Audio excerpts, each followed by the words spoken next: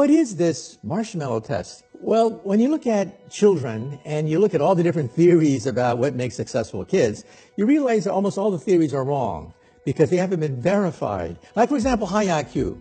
You have a lot of high IQ people who become marginal members of society. And so what is the one psychological test that correlates with success in life? And I found out that it's the marshmallow test. You get kids and ask them, do you want a marshmallow now? Or 2 marshmallows a few hours from now? And the kids that want the marshmallow now tend to be those that want shortcuts. Those that don't want to do the hard work. They want the quick kill. They grab that marshmallow. But the other ones say, no, wait a minute. If I wait 2 hours, I can get 2 marshmallows. I can hold out. There's a pot of gold waiting for me. They're not going to take the shortcut.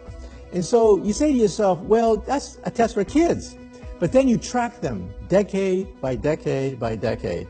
And you find that they are more successful. They have a lower divorce rate, higher income, higher status in society, that don't want that simple payoff now, but are going to delay gratification into the future. And so I realized that that's the key to success in life, not just science, but in life. Don't take the shortcuts. But can it be taught? Well, part of it is your personality that is formed when you're very young. Okay, let's be very clear about that.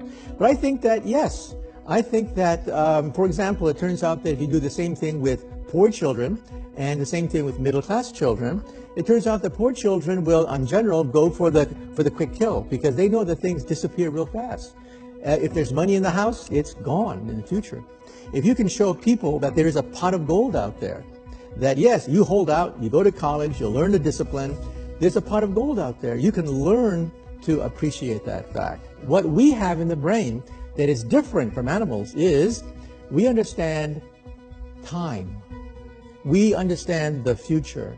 My grandparents came to California 100 years ago. But imagine, back then, life expectancy was 49 years of age.